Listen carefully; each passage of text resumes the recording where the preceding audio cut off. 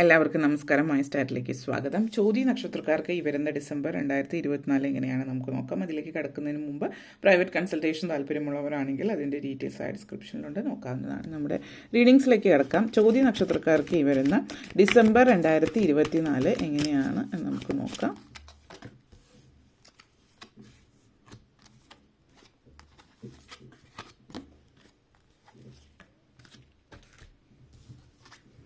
Delight, reflection, perseverance, revelation, weekended, divine support. നിങ്ങളെ സംബന്ധിച്ചിടത്തോളം ഈ ഒരു മാസം പൊതുവേ നിങ്ങൾ കുറച്ച് കെയർലെസ് ആയിട്ടുള്ളൊരു വ്യക്തിയാണ്.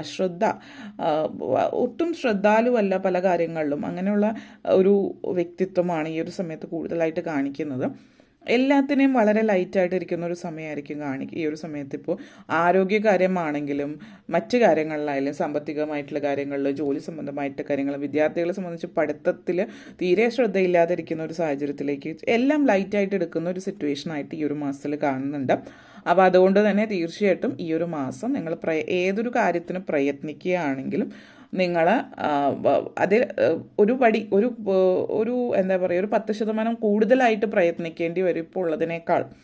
അല്ലെങ്കിൽ നിങ്ങളിപ്പോൾ ചില ആളുകളെ സംബന്ധിച്ച് പറയുകയാണെങ്കിൽ നിങ്ങൾ തീരെ പ്രയത്നിക്കുന്നില്ല. അതായത് നിങ്ങൾക്ക് ചില കുട്ടികൾ പറയുന്ന എക്സാം എഴുതാൻ പോകുമ്പോൾ കറക്കി കുത്തുകയാണ്. അതായത് എന്തോ ഭാഗ്യത്തിന് വിജയിച്ചു എന്ന് പറയുന്ന ആളുകളുണ്ട്. അപ്പോൾ എന്തോ ഭാഗ്യത്തിന് വിജയിക്കുന്ന ഒരു രീതി, അല്ലെങ്കിൽ മുകളിൽ ഒരാളുള്ളത് കൊണ്ട് മാത്രം രക്ഷപ്പെട്ടു പോകുന്ന ആളുകളുടെ കൂട്ടത്തിൽപ്പെട്ട ഒരാളാണ് നിങ്ങളെങ്കിൽ ഈ ഒരു മാസം നിങ്ങൾക്ക് അങ്ങനെയല്ല. നിങ്ങൾ പണിയെടുത്താൽ മാത്രമേ അതിന് ഫലം ഉണ്ടാവുള്ളൂ.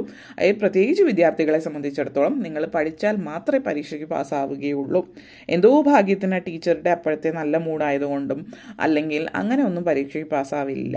അതുകൊണ്ട് നിങ്ങൾ വ്യക്തമായിട്ട് പഠിച്ച് എഴുതിയാൽ പരീക്ഷയ്ക്ക് പാസ്സാവുള്ളൂ. അതേപോലെ തന്നെ പല കാര്യങ്ങളും പല ആളുകളും ജീവിക്കുന്നത് തന്നെ മറ്റുള്ളവരുടെ ഔദാര്യത്തിൽ എന്ന് നമുക്ക് വേണമെങ്കിൽ പറയാം. കാരണം പലരും പല കാര്യങ്ങളും ചെയ്യുന്നുണ്ട്.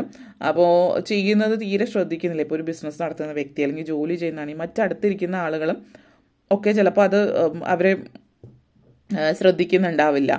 അതായത് തീരെ ശ്രദ്ധിക്കാതെ ആയിരിക്കും ജോലി ചെയ്യുന്നത്. അവർക്ക് എന്തെങ്കിലുമൊക്കെ പ്രശ്നങ്ങളുണ്ടെങ്കിൽ മറ്റുള്ളവരെ തിരുത്തി കൊടുക്കുമ്പോഴേ അത് കുഴപ്പമില്ല എന്നുള്ളൊരു ആറ്റിറ്റ്യൂഡാണ്. എല്ലാം ലൈറ്റായിട്ട് എടുക്കുന്നുണ്ട് എങ്കിൽ ശ്രദ്ധിക്കാതെ ജോലിയിലൊക്കെ ആണെങ്കിലും ജോലിയിൽ വേണ്ടത്ര ശമ്പളം ഇല്ലെന്ന് വിചാരിച്ചിട്ടോ പല സാഹചര്യങ്ങൾ കൊണ്ട് തീരെ ശ്രദ്ധിക്കുന്നുണ്ടാവില്ല. പക്ഷേ നിങ്ങളുടെ ഭാഗത്തു നിന്ന് ചെയ്യുന്ന തെറ്റുകുറ്റങ്ങൾ വളരെ പ്രാധാന്യത്തോടു കൂടിയിട്ട് നിങ്ങൾ കാണുന്നില്ല എങ്കിലും നിങ്ങളുടെ മേലധികാരികൾ അത് കാണാൻ തുടങ്ങുന്ന സമയമാണ്. ഇനിയെങ്കിലും ജോലിയിൽ നല്ല രീതിയിൽ ശ്രദ്ധിക്കുന്നില്ല, ബിസിനസ്സിൽ ശ്രദ്ധിക്കുന്നില്ല എങ്കിൽ നഷ്ടങ്ങൾ വരാം. ജോലിയിൽ ശ്രദ്ധിക്കാത്ത പക്ഷം മറ്റുള്ളവരത് ശ്രദ്ധിക്കുകയും നിങ്ങളെക്കാൾ മികച്ച ഒരാളെ ലഭിക്കുകയാണെങ്കിൽ നിങ്ങൾക്ക് ആ ജോലി നഷ്ടപ്പെടാൻ സാധ്യതയും വേണമെങ്കിൽ പറയാം.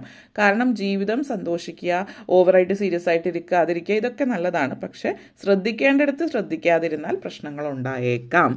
അതായത് ചുരുക്കി പറഞ്ഞാൽ നിങ്ങളെ തന്നെ ഒന്ന് അവലോകനം ചെയ്യേണ്ടുന്ന സമയമാണ്.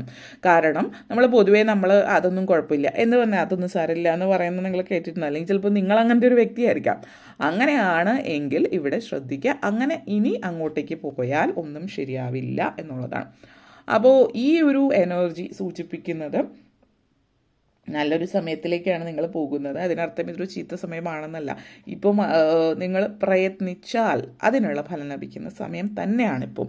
കാരണം നിങ്ങൾ പ്രത്യേകിച്ച് ഈ മാർക്കറ്റിംഗ് പോലുള്ള കാര്യങ്ങളിലാണെങ്കിൽ, സെയിൽസ്, മാർക്കറ്റ്, അതായത് വിദ്യാഭ്യാസപരമായിട്ട് നിങ്ങൾ ഉയർന്നു നിൽക്കുന്ന ഒരു വ്യക്തി ആവണമെന്ന് നിർബന്ധമില്ല.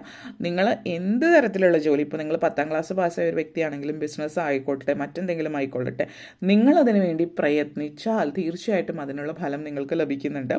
അപ്പോൾ അതുകൊണ്ട് തന്നെ നല്ല സമയമാണ്. സമയം ചീത്തയല്ല. പക്ഷേ നിങ്ങൾ ഏത് സമയത്താണെങ്കിലും നിങ്ങൾ പരിശ്രമിക്കുന്നില്ല, വെറുതെ കിട്ടണം എന്ന് പറയുന്ന ഒരു ചിന്തയിൽ നിൽക്കുന്ന ആളാണെങ്കിലാണ് ഇത് ഉദ്ദേശിച്ചിട്ടുള്ളത്. അപ്പോൾ നല്ല സമയമാണ്. പരിശ്രമിക്കുന്നതിനനുസരിച്ച് ഫലം ലഭിക്കുന്ന സമയം കൂടിയിട്ടാണ്. അപ്പോൾ നിങ്ങൾ ഇതുവരെ വെറുതെ ഇരിക്കുകയാണെങ്കിൽ ഇനി അങ്ങോട്ടേക്ക് പരിശ്രമിച്ച് തുടങ്ങിയാലും മതി. നിങ്ങൾക്ക് ഇനിയും സമയമുണ്ട് എന്നുള്ളതാണ് ഉദ്ദേശിക്കുന്നത്. പലപ്പോഴും ഇവിടെ മറ്റൊരു കാര്യം പറയാനുള്ള, നിങ്ങളുടെ ചില സുഹൃത്തുക്കൾ അല്ലെങ്കിൽ നിങ്ങളുടെ മാതാപിതാക്കൾ മറ്റാരെങ്കിലും ഒക്കെ ഇങ്ങനെയല്ല, ജീവിതത്തിൽ എന്തൊക്കെയാണ് മാറ്റങ്ങൾ വരുത്തുന്നത്, നിങ്ങളുടെ തെറ്റുകുറ്റങ്ങൾ ചൂണ്ടിക്കാണിക്കുന്നുണ്ടാവാം. അപ്പോൾ അത് കേൾക്കുമ്പോൾ ആദ്യം നിങ്ങൾക്ക് ദേഷ്യമായിരിക്കും വരുന്നത്. പക്ഷേ അതിൽ എന്തെങ്കിലും കഴമ്പുണ്ടോ എന്ന് നോക്കുക. അഥവാ എന്തെങ്കിലും ചെറിയ കാര്യത്തിലാണെങ്കിലും കഴമ്പുണ്ടെങ്കിൽ ആ ഭാഗം നിങ്ങൾ ശ്രദ്ധിക്കാൻ തുടങ്ങുക എന്നുള്ളതാണ് ഇവിടെ പറയാനുള്ളത്. അതേപോലെ തന്നെ പെർസീവറൻസും പരിശ്രമം തീർച്ചയായിട്ടും ഫലം കാണും എന്നുള്ളതാണ്. അപ്പോൾ ഇവിടെ മറ്റൊരു ഇത് പറയാനുള്ളത്, ചില ആളുകളെ സംബന്ധിച്ചിടത്തോളം, എല്ലാവരിലും ഒരേ എനർജി അല്ല, ചില ആളുകളെ സംബന്ധിച്ചിടത്തോളം നിങ്ങൾ വളരെ ത്യാഗ മനോഭാവമുള്ളൊരു വ്യക്തിയായിരിക്കും. മറ്റുള്ളവർക്ക് വേണ്ടിയിട്ട് ത്യാഗം ചെയ്യുക, അല്ലെങ്കിൽ അങ്ങനത്തെ ഒരു സ്വഭാവം നിങ്ങളുടെ രീതിയായിരിക്കും. അപ്പോൾ മറ്റുള്ളവർക്ക് വേണ്ടിയിട്ട് ത്യാഗം ചെയ്യുന്ന ഒരു രീതിയും സ്വഭാവവും നിങ്ങളിലുണ്ടെങ്കിൽ ആ ഒരു ഇതിൽ മാറ്റം വരും. നിങ്ങളുടെ ജീവിതത്തിൽ മൊത്തത്തിൽ മാറ്റം വരുത്തുന്ന സമയമാണ്. ഹാർഡ് വർക്ക് ചെയ്യാൻ തുടങ്ങുന്നു പലരിലും. ഇനി നിങ്ങൾ അങ്ങനെ ഒരു തീരുമാനത്തിലല്ല എങ്കിൽ ഇനിയെങ്കിലും ആ തീരുമാനത്തിലേക്ക് പോവാം. ഈ ത്യാഗം ചെയ്യുന്ന ഇത് നിർത്തുക, അതായത് മറ്റുള്ളവർക്ക് വേണ്ടിയിട്ട് വെറുതെ കൊടുക്കുന്ന ഇത് നിർത്തി, മറ്റുള്ളവർ അവർക്ക് ജീവിതത്തിൽ വേണ്ടത് അവർ അധ്വാനിച്ച് തന്നെ ഉണ്ടാക്കണം എന്നുള്ള രീതിയിലേക്ക് ചിന്തിക്കുക. അത് നിങ്ങൾ കർമ്മയിൽ വിശ്വസിക്കുന്നുണ്ട്, നിങ്ങൾ ചെയ്യുന്ന കർമ്മത്തിൻ്റെ ഫലം നിങ്ങൾക്ക് ലഭിക്കുന്നുണ്ട്. പക്ഷെ മറ്റുള്ളവർ ചെയ്യുന്ന ആ ഒരു കർമ്മത്തിൻ്റെ ഫലം അത് അവർക്കാണ് ലഭിക്കേണ്ടത് എന്നുള്ളത്, അവർ ചെയ്യുന്നതിൻ്റെ ഫലം അവരിലേക്ക് എത്തുന്നു എന്നുള്ളതാണ് ഇതിവിടെ സൂചിപ്പിക്കുന്നത്. അതേപോലെ തന്നെ ഇവിടെ മറ്റൊരു കാര്യം സൂചിപ്പിക്കുന്നത്, അടുത്തിടയ്ക്കായിട്ട് ജോലിക്ക് വേണ്ടിയിട്ട് ഒത്തിരി ശ്രമിച്ചിട്ട് ഇതുവരെ ജോലി ലഭിക്കാത്തവർക്കാണെങ്കിൽ ഇത് ഗുഡ് ന്യൂസാണ്. ഈ ഒരു സമയം പരിശ്രമത്തിൻ്റെ ഫലം തീർച്ചയായിട്ടും കിട്ടുന്ന സമയമാണ്. അതുകൊണ്ട് നിങ്ങൾ ജോലിക്ക് കുറച്ച് നാളായിട്ട് പരിശ്രമിച്ചിട്ട് ഇതുവരെ കിട്ടിയിട്ടില്ലെങ്കിൽ ഈ ഒരു മാസത്തിൽ തുടരെ പരിശ്രമിക്കുക. കാണുന്ന ജോലിക്കൊക്കെ അപ്ലൈ ചെയ്യുക എന്നുള്ള രീതിയിൽ തന്നെ പറയാം. നിരന്തരമായിട്ട് അത് CV മറ്റു കാര്യങ്ങളൊക്കെ നിങ്ങൾ ഒരേ കാര്യങ്ങൾ തന്നെയാണ് അയക്കുന്നതെങ്കിൽ അത് പൂർണ്ണമായിട്ടും അത് വായിച്ച് നോക്കി കണ്ട് അതിനനുസരിച്ചിട്ട് മാറ്റങ്ങൾ വരുത്തിയിട്ട് ഓരോന്നിനും പ്രത്യേക രീതിയിലാക്കി അയക്കാൻ, അതായത് അതിൽ പരിശ്രമിക്കുക. അവിടെ തുടങ്ങി നിങ്ങളുടെ പരിശ്രമം ആരംഭിക്കുക. നല്ലൊരു ജോലിക്കുള്ള സാധ്യത ഇവിടെ സൂചിപ്പിക്കുന്നുണ്ട്.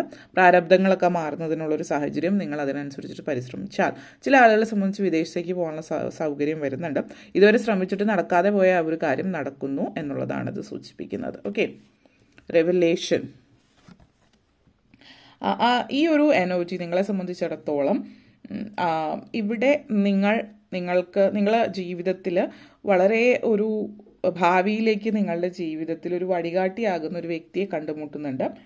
അപ്പോൾ ഈ ഒരു വ്യക്തി ഒരു സ്പിരിച്വൽ ലീഡറായിരിക്കും, ഒരു ഗുരു എന്നുള്ള സ്ഥാനത്ത് നിങ്ങൾ നൽകുന്ന ഒരു ആത്മീയമായിട്ടുള്ള ഒരു സ്ഥാനം കൊടുത്ത് നിർത്തുന്ന ഒരു വ്യക്തിയാകാം. ചില ആളുകളെ സംബന്ധിച്ച് ഈ ഒരു വ്യക്തി നിങ്ങളുടെ ജീവിത പങ്കാളി കൂടെ ആവാം. കാരണം നിങ്ങൾക്ക് ജീവിതത്തിൽ നിങ്ങളോട് ചേർന്ന് നിൽക്കുന്ന, അതുപോലെ വിശ്വസിക്കാൻ പറ്റുന്ന ഒരു വ്യക്തി നിങ്ങളുടെ കൂടെ എന്നും ഉണ്ടാകുന്ന ആ ഒരു വ്യക്തിയെ കണ്ടുമുട്ടുന്ന സമയമായിരിക്കും ഈ ഒരു മാസത്തിൽ. അതിപ്പോൾ ചിലപ്പോൾ അറേഞ്ച് മാരേജ് ആവാം, ലവ് മാരേജിലേക്ക് പോകുന്ന സിറ്റുവേഷനും ആവാം. അപ്പോൾ നിങ്ങൾ തമ്മിൽ കണ്ടുമുട്ടുന്ന സമയം എന്നാണ്. വിവാഹം മറ്റു കാര്യങ്ങൾ മുന്നോട്ടേക്ക് വരുന്ന മാസങ്ങളിൽ ആവാം. അപ്പോൾ നിങ്ങൾ തമ്മിൽ കണ്ടുമുട്ടുന്ന ഒരു സമയവും ആ ഒരു മുഹൂർത്തവും ഈ ഒരു മാസത്തിലാണ് എന്നുള്ളതാണ് സൂചിപ്പിക്കുന്നത്. നെക്സ്റ്റ് വന്നിട്ട് വളരെ നല്ല രീതിയിൽ നിങ്ങളുടെ കഴിവുകൾ മറ്റുള്ളവരുടെ മുമ്പിൽ പ്രദർശിപ്പിക്കാൻ പറ്റുന്ന സമയമാണ്. അതേപോലെ തന്നെ നിങ്ങൾ ഫാമിലിയിലാണെങ്കിലും എല്ലാവരുടെയും അങ്ങോട്ടേക്കും ഇങ്ങോട്ടേക്കും കാര്യങ്ങൾ ചർച്ച ചെയ്ത്, കമ്മ്യൂണിക്കേഷൻ വളരെ പ്രാധാന്യമുള്ള കാര്യമാണ്. വെറുതെ മിണ്ടാതിരുന്നാൽ പ്രശ്നങ്ങൾ മാറുമെന്നുള്ളൊരു ചിന്തയിൽ നിന്ന് മാറി സംസാരിക്കുന്നുണ്ട്. അതൊരു ഒച്ചയും ബഹളവും എന്നുള്ള രീതിയിലല്ല, വ്യക്തമായിട്ട് നിങ്ങൾക്ക് പറയാനുള്ള കാര്യങ്ങൾ വ്യക്തതയോട് കൂടിയിട്ട് പറയുന്ന ഒരു സാഹചര്യമാണ് എന്നുള്ളതാണ് സൂചിപ്പിക്കുന്നത്. അപ്പോൾ വളരെ പോസിറ്റീവായിട്ടുള്ളൊരു സിറ്റുവേഷൻ ഇവിടെ കാണിക്കുന്നത്, നിങ്ങൾ സംസാരം, അതായത് നിങ്ങൾ കമ്മ്യൂണിക്കേഷൻ നിങ്ങൾക്ക് വളരെയധികം ഫലപ്രദമാകുന്ന സമയമാണ്. അപ്പോൾ അതുകൊണ്ട് തന്നെ ഈ മാസത്തിൽ ഇൻ്റർവ്യൂവിനൊക്കെ പോകുന്നത് പാസ്സാവാനുള്ള ചാൻസസ് കൂടുതലാണ്. അതേപോലെ എന്തെങ്കിലും തരത്തിലുള്ള കാര്യങ്ങൾ സംസാരിക്കുമ്പോൾ നിങ്ങൾക്ക് മറ്റുള്ളവരെ കൺവിൻസ് ചെയ്യാൻ പറ്റുന്നുണ്ട്. അതുകൊണ്ട് തന്നെ സെയിൽസ് മാർക്കറ്റിംഗ് പോലുള്ള ജോലികളൊക്കെ വളരെ വിജയത്തിൽ പോകാം. മറ്റുള്ളവരുടെ മുമ്പിൽ നിന്ന് സംസാരിക്കുന്ന തരത്തിൽ, ഇപ്പോൾ പൊളിറ്റിക്സിലാണ് അല്ലെങ്കിൽ മറ്റെന്തെങ്കിലും തരത്തിൽ, ഇപ്പോൾ ടീച്ചറാണ്, ലെക്ചറർ, റിസർച്ച്, അതേപോലെയുള്ള കാര്യങ്ങളിൽ കോൺഫറൻസിലൊക്കെ സംസാരിക്കുന്നു, അതേപോലെയുള്ള തരത്തിലുള്ള ജോലിയാണെങ്കിൽ വളരെയധികം സാധ്യതകളാണ്. മറ്റുള്ളവരെ പെട്ടെന്ന് കൺവിൻസ് ചെയ്യാൻ പറ്റുന്ന സമയമാണ് ഈ ഒരു മാസത്തിൽ. ദൈവാനുഗ്രഹവും വേണ്ടുവോളം ഉള്ളൊരു സമയമാണ്. നിങ്ങൾ കുറച്ച് നാളുകളായിട്ട് എന്തോ ഒരു ആഗ്രഹം മനസ്സിലിട്ടുകൊണ്ട് നടക്കുന്നു, അതിന് വേണ്ടിയിട്ട് ശ്രമിക്കുന്ന നല്ല രീതിയിൽ, നേരത്തെ ഇതുവരെ ശ്രമിച്ചതിനേക്കാൾ മികച്ച ഒരു രീതിയിൽ ഈ ഒരു മാസത്തിൽ ശ്രമിക്കുകയാണെങ്കിൽ അതിന് സാധ്യത ഏറി നിൽക്കുന്നുണ്ട്. അപ്പോൾ ചില ആളുകളെ സംബന്ധിച്ചിടത്തോളം എന്തോ ഒന്ന് നിങ്ങൾ കുറച്ചധികം നാളുകളായിട്ട് ആഗ്രഹിക്കുന്നുണ്ട്, ഇതുവരെ നടന്നിട്ടില്ല. ആ ഒരു കാര്യം നടക്കുന്ന ഒരു മാസം കൂടിയിട്ടായിരിക്കും ഈ ഒരു മാസം എന്നുള്ളത് കൂടി കാണുന്നുണ്ട്. കാരണം ഈ ഒരു മാസത്തിൽ പ്രത്യേകമായിട്ടുള്ളൊരു ദൈവാനുഗ്രഹം നിങ്ങളിലേക്ക് ഉണ്ട്. അത് പറയുമ്പോൾ തന്നെ എടുത്ത് പറയട്ടെ, നിങ്ങൾ പ്രയത്നിച്ചാൽ എന്തും സാഫല്യമാകുന്ന ഒരു ദൈവാനുഗ്രഹം. അല്ലാതെ പ്രയത്നിക്കാതെ ദൈവത്തെ മാത്രം വിളിച്ചു കഴിഞ്ഞിട്ടുണ്ടെങ്കിൽ ദൈവത്തിൻ്റെ മാത്രം ഭാഗം നിങ്ങൾക്ക് ലഭിക്കില്ല. നിങ്ങളുടെ ഭാഗം 50% ചെയ്ത് കഴിഞ്ഞിട്ട് ദൈവത്തെ വിളിക്കുക എങ്കിൽ മാത്രം. അതാണ് ഉദ്ദേശിച്ചിട്ടുള്ളത്. ഓക്കെ, അപ്പോൾ ഇത്രയും കാര്യങ്ങളാണ് പറയാനുണ്ടായിരുന്നത്. നിങ്ങൾക്ക് വീഡിയോ ഇഷ്ടപ്പെട്ടുവെങ്കിൽ ലൈക്ക് ചെയ്യാനും ഷെയർ ചെയ്യാനും കമൻറ്റ് ചെയ്യാനും സബ്സ്ക്രൈബ് ചെയ്യാനും മറക്കരുത്. എല്ലാവർക്കും നന്ദി, നമസ്കാരം.